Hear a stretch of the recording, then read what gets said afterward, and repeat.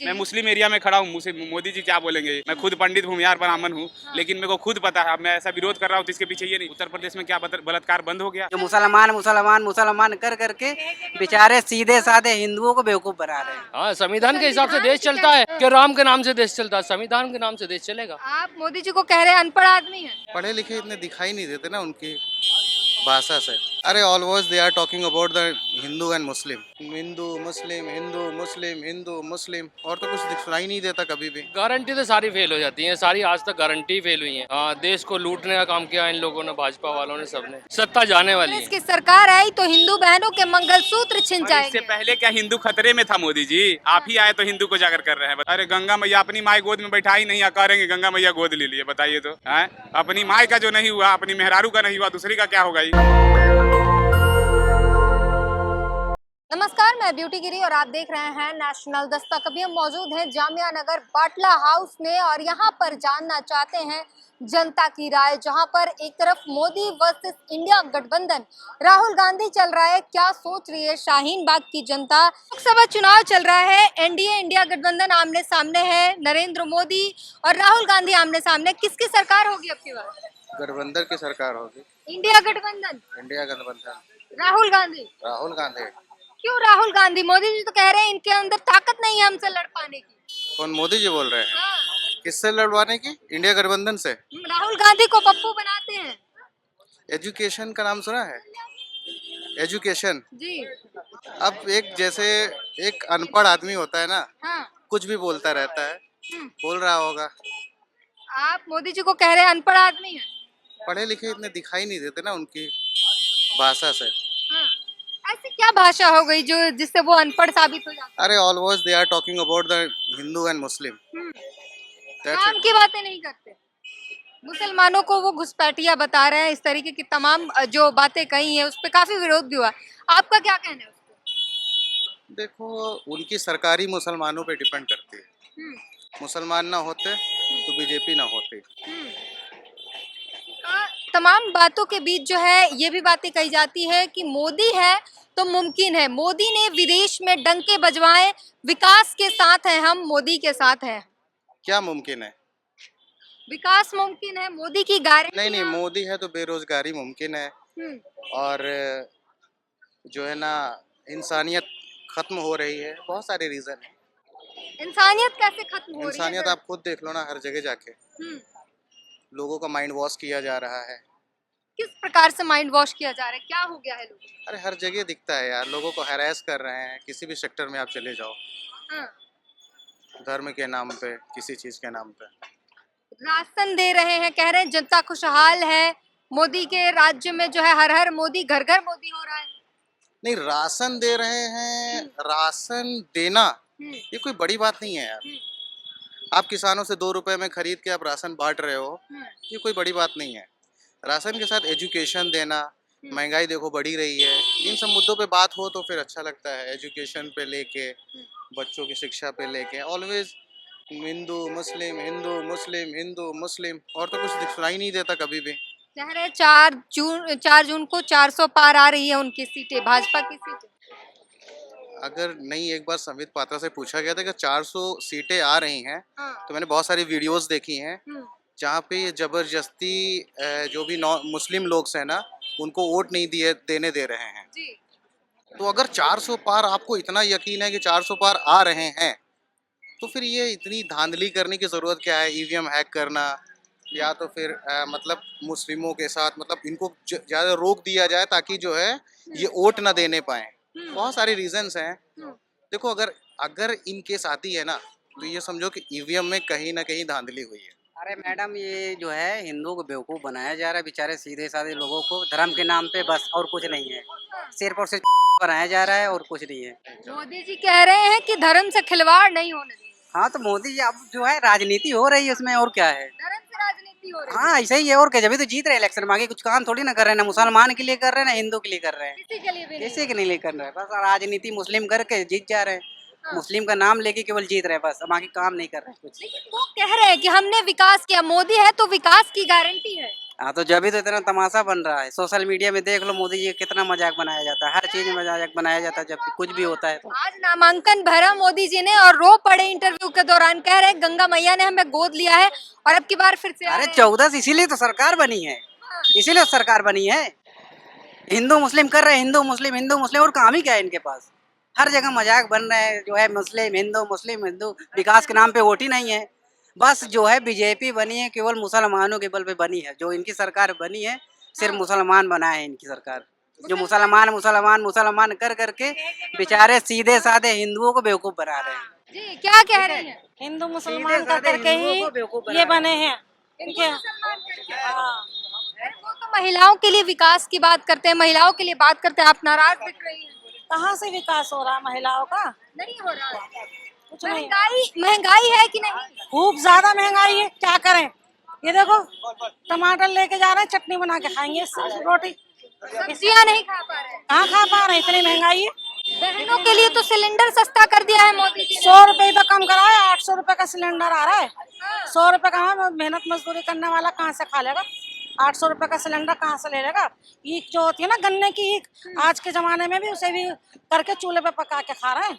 गन्ने की जो छोई होती है वो निकलती है, उसे सुखा के उसमें चूल्हा जला के रोटी खा रहे हैं बना करके। आप कह रही है मोदी जी के राज्य में गैस सिलेंडर से चूल्हे पर जनता आ गई है।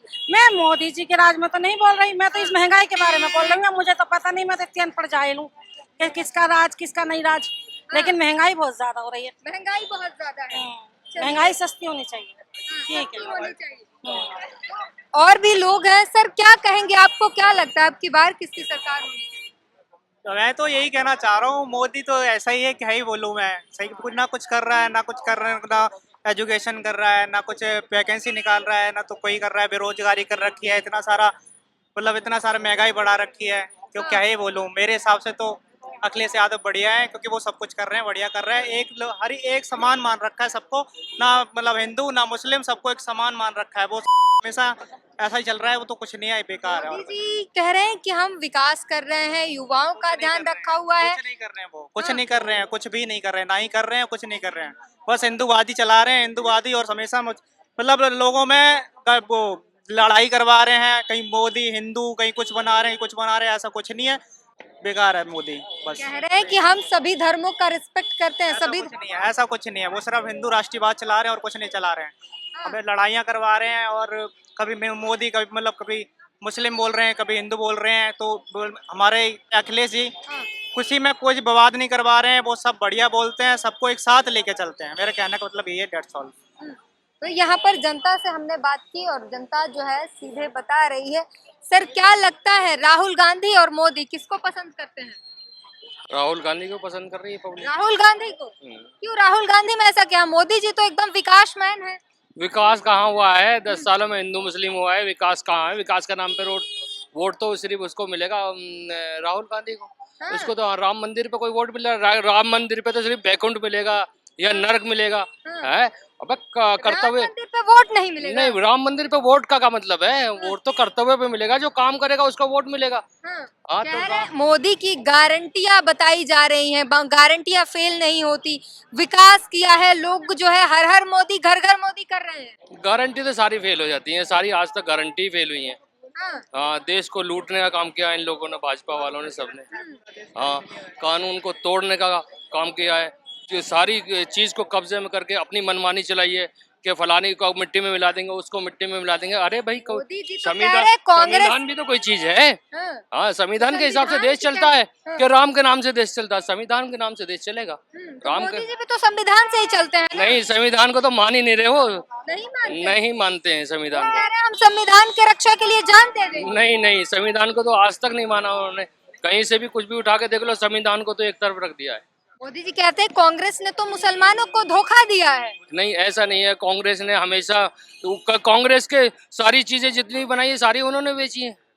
हाँ, सारी उन्होंने बेची है। कांग्रेस ने तो काम किया है, हमेशा गरीब आदमी का साथ दिया है कांग्रेस ने। हाँ, कह रहे हैं मोदी जी कि अगर कांग्रेस की सरकार आती है, सारी हिंदू बहनों का मंगलसूत्र छीन जाएगा। नहीं, उससे पहले कांग्रेस की कितने राज था, तो कितनी बहनों का मंगलसूत्र छीना उन्होंने? ये तो उधर पूछो जाके। वो कांग्रेस का राज 70 साल 65 साल में कितनी बहनों का मंगलसूत्र छीना है? अब छीन जाएगा कह रहे, अब आया तो छीन नहीं, जाएगा। जब पहले नहीं छीना तो अब क्या कोई छीनेगा। अच्छा, राहुल गांधी इतना पसंद क्यों है आप? राहुल गांधी है मुद्दों पे, अपने विकास के नाम पे वोट मांग रहा है, मुद्दों पे वोट मांग रहा है, राम के नाम पे वोट नहीं मिलता है। हाँ। कही ये जा रही है कि राहुल गांधी भी ऐसे ही सब की तरह सिर्फ मुद्दे भुना रहे हैं, बाद में काम नहीं होगा। कांग्रेस पार्टी हमेशा से काम किया है कांग्रेस ने। हाँ, और हमेशा से काम करती रहेगी।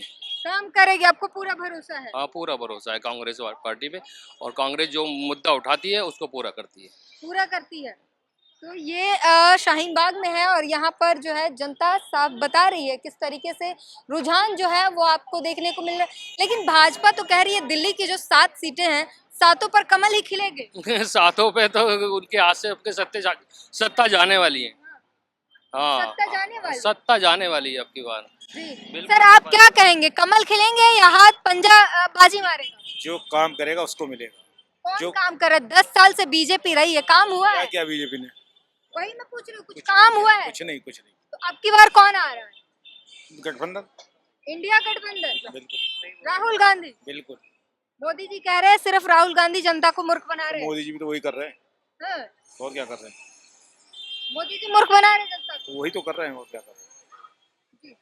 क्या कहेंगे सर, अब की बार किसकी सरकार? अरे हमारे अनुसार माना जाए तो अब की बार क्या, हमेशा कांग्रेस को ही लीड कराना चाहिए। अभी रही इंडिया, हमेशा कांग्रेस। हाँ, क्योंकि ये जो जुमलाबाजी की इनकी सरकार है, अभी तक लोगों को जो 10 साल से जुमलाबाजी करते चले आए हैं, अभी कह रहे थे, लेकिन इनडायरेक्ट में नहीं डायरेक्ट में बोलिए तो मोदी जी को ही पता है कि कहाँ से ये क्या लीड करेंगे। अभी रही बात, फॉर एग्जाम्पल देखिए बिहार में जो अभी इलेक्शन होने वाला है, जो भी 3-4 चरणों का इलेक्शन हो चुका है, तो इनको एहसास हो चुका, क्योंकि आज तक पटना में जब गए तो झूठा बम ब्लास्ट का आरोप लगवा करके लोगों के बीच में अपना सहानुभूति बटोर लिए, और इनको एहसास हो चुका कि बीजेपी अभी वहां से पत्ता साफ होने वाली है, तब जाकर के रविशंकर प्रसाद को रोड पर उतार करके रोड शो का आगमन कर दिए, रोड शो करके आ गए हैं। इनको खुद कह रही पता है 40 की 40 सीटें हमारे गठबंधन की। बोलना तो सबके अपनी अपनी बस की बात है, जितना मुंह खोलना, चमड़ी का मुंह है, जितना मन करे उतना खोल ले सकते हैं। 4 जून को 400 पार के दावे कर रहे हैं हर मैडम, 400 पार देखिए, अगर हमारे और आपकी ही बात आप माइक लेकर के बोल रही हैं तो आप थोड़ी चाहेंगे कि हम अपने खिलाफ में कुछ बोलते हैं। अपनी दही को कौन खट्टा बोलता है, मान सकती हैं। और रही बात बीजेपी सबसे बड़ी चीज ये है कि बीजेपी अपने आप को रिप्रेजेंट करना जानती है।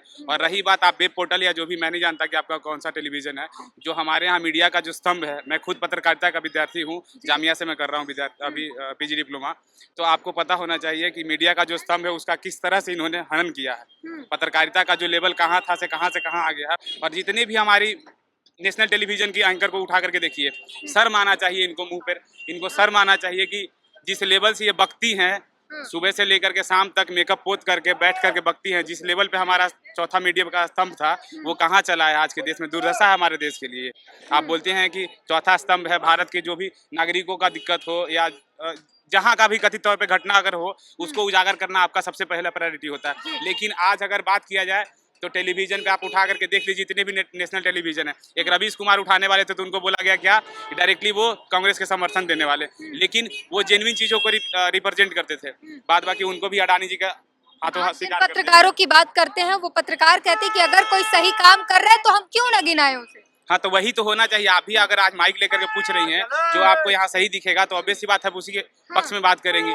लेकिन आज तक जितने भी हमारे पत्रकार का मैं नाम नहीं लेना चाहता, क्योंकि फिर हो सके बाद में मेरे को भी कैरियर पे फिर ताले लग जाएंगे, लेकिन मैं सबका नाम नहीं लूं, लेकिन इनडायरेक्ट नहीं डायरेक्ट वे में बोलता हूं कि उन लोगों को खुद समझना चाहिए। आज आपको खुद पता होगा कि भारत का जो मीडिया का स्तर है किस पायदान से किस पायदान तक चला है, आप तो पता होगा आपको।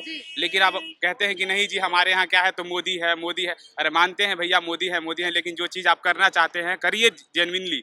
बात कहते हैं आज हमारे यहाँ 5 किलो अनाज दे करके लोगों को चाहते हैं कि हम रुझान में लटकाए हुए।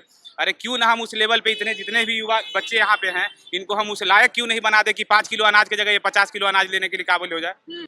शिक्षा, एक अकबर और बीरबल का कहानी था। अकबर पूछा बीरबल से कि हम अपने राज्य में शासन कर रहे हैं, हम राजा हैं, तो कौन सा एजेंडा लगाएंगे जब तक हम राजा बन के रहते रहे।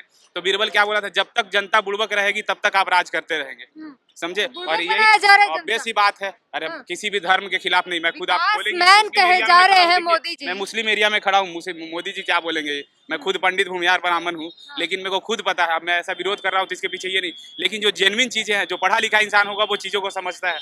आप कहते हैं राम मंदिर, अरे राम मंदिर, हम कहते हैं यहाँ मस्जिद है तो मस्जिद का विरोध मैं नहीं करता ना। मैं इस मुस्लिम एरिया में हूँ जिसको लोग आज नहीं, मैं क्लियर बोलता हूँ, बाटला हाउस को लोग मिनी पाकिस्तान के रूप में रिप्रेजेंट करता है। सुनने में हम लोग भी रहे तो हमको पता हो, लेकिन आज तक मेरे को ऐसा कुछ फील नहीं हुआ। ना मैंने कभी इन लोगों से कभी मेरे को कोई शिकायत हुई। मैं जहाँ तक हूँ भावनात्मक लोग जुड़ा रहता है। और मोदी जी कह रहे हैं कांग्रेस की सरकार आई तो हिंदू बहनों के मंगलसूत्र छिन और जाएंगे। इससे पहले क्या हिंदू खतरे में था मोदी जी? आप ही आए तो हिंदू को जागर कर रहे हैं, बताइए सबसे बड़ी बात है। आप कह रहे हैं कि हिंदू बहनें, और उठा के देखिए साउथ वाले बाप बेटा दोनों को 400 से 500 महिलाओं के साथ शोषण कर चुका है। आज उसके लिए आप मन साझा करके कहते हैं कि इसको वोट दे, इसको वोट दे, तो क्या वो हिंदू और मुस्लिम का वहाँ पे नहीं गिनती करवाते हैं?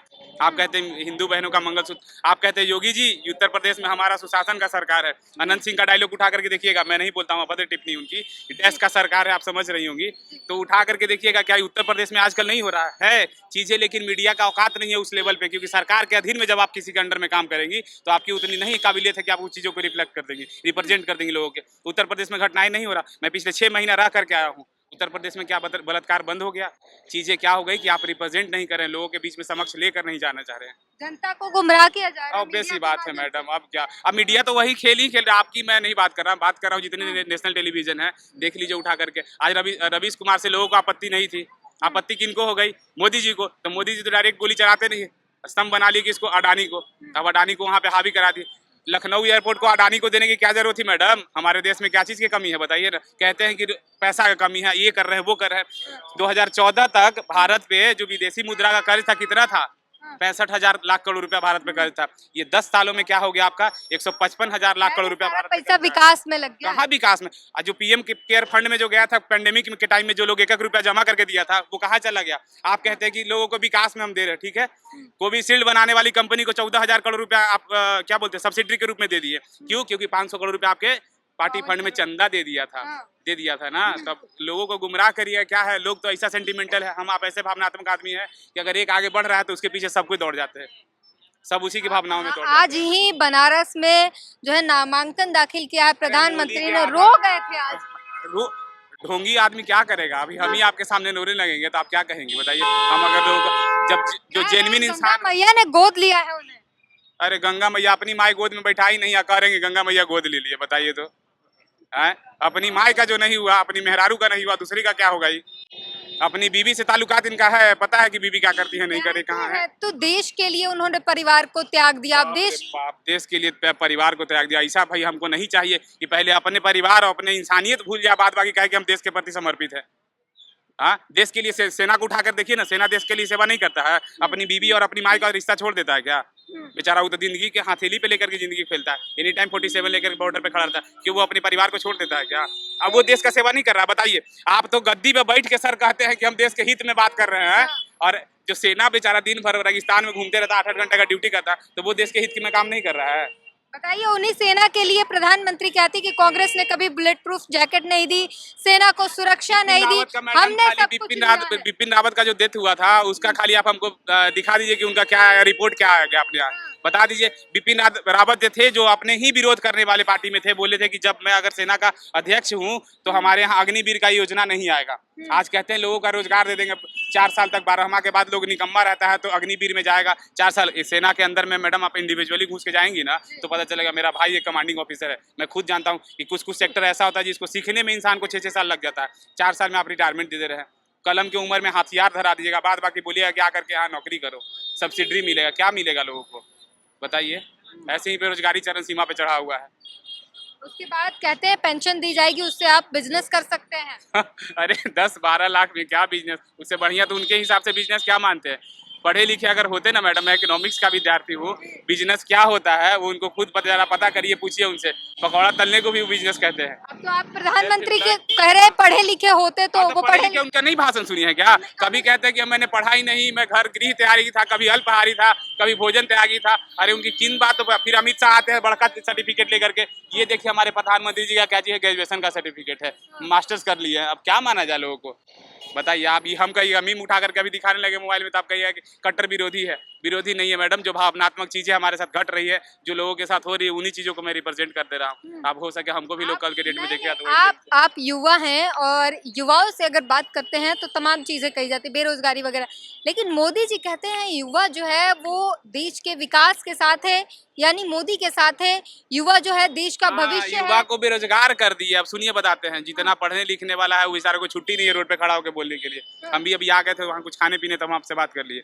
देखे कि भाई बात हो रही, थोड़ा सा रख देते हैं। नहीं तो जितना बेरोजगार में जो बेचारा इधर उधर दिन में कमा रहा है ना, उन लोगों को क्या होता है कि फलनवा पार्टी का आ गया नेता, बीजेपी का कोई भी आया है, 500-500 रुपए दिन का बांट दिया, भाई आ जाओ, बाइक में तेल डलवा दे रहे, 500 दिन भर का घूमने का दे रहे। वो क्या करेगा, टोपी पहन के घूम जा रहा है दिन भर के लिए। उसकी ईमान में क्या चल रहा नहीं चल रहा, मिल रहा 500 तो फ्री में रख लेने में क्या दिक्कत है। किसान को 500 रुपया दे रहे। किसान इतनी स्वाभिमानी हमारे भारत की है मैडम कि 500 रुपए के लिए कोई लाइन में नहीं लगेगा। लेकिन डीएपी, यूरिया, जितने भी फर्टिलाइजर है उन सब का दाम ही आप इतने चरम सीमा बढ़ा दिए कि लोगों को मजबूरन लेने पे मजबूर हो जाता। कहते किसान के हित में बात करेंगे, किसान के हित की बात रहती ना तो आप कॉर्पोरेट सेक्टर पे इतना मेहरबानी दिखाती, हमारे किसान के प्रति कहाँ नहीं मेहरबानी दिखाती, सेना के प्रति मेहरबानी दिखाती। जो 4 साल सेवा देगा सैनिक के रूप में शहीद हो जाएगा, उसको शहीद का दर्जा भी नहीं दीजिएगा आप, है ना। जिन किसानों की आप बात कर रहे हैं, मोदी जी कहते हैं वो असली किसान नहीं है।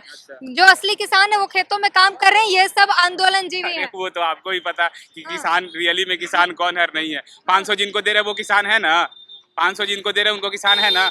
महीना में 2 महीना पहले ही से बेचारा को आधार कार्ड जाकर के लाइन में लगवाना पड़ता है। काची भैया कि एक पैकेट डीएपी मेरे को मिल जाए, एक पैकेट यूरिया मिल जाए। या यूरिया डीएपी का खाद का दाम पहले जब हम बच्चे थे 200-300 रुपए भी नहीं होता था, आज 1500, 1700, 1800 रुपए लोग पे करता है। कहते हैं कि लोगों को पैक्स में जाकर जमा कराइए, आपका धान का बढ़िया कीमत मिलेगा, धान या गेहूं जिसका बढ़िया कीमत मिलेगा। वहाँ पैक्स का अध्यक्ष कौन होता है, इनडायरेक्ट में सरकार के सर्वेक्षण में घूमने वाला इंसान। वो क्या कहता है कि अगर अभी इंस्टेंटली अगर पैसा चाहिए आपको तो जिसकी कीमत अगर 1600 होगी वो आपको 1000 रुपये में देना पड़ेगा।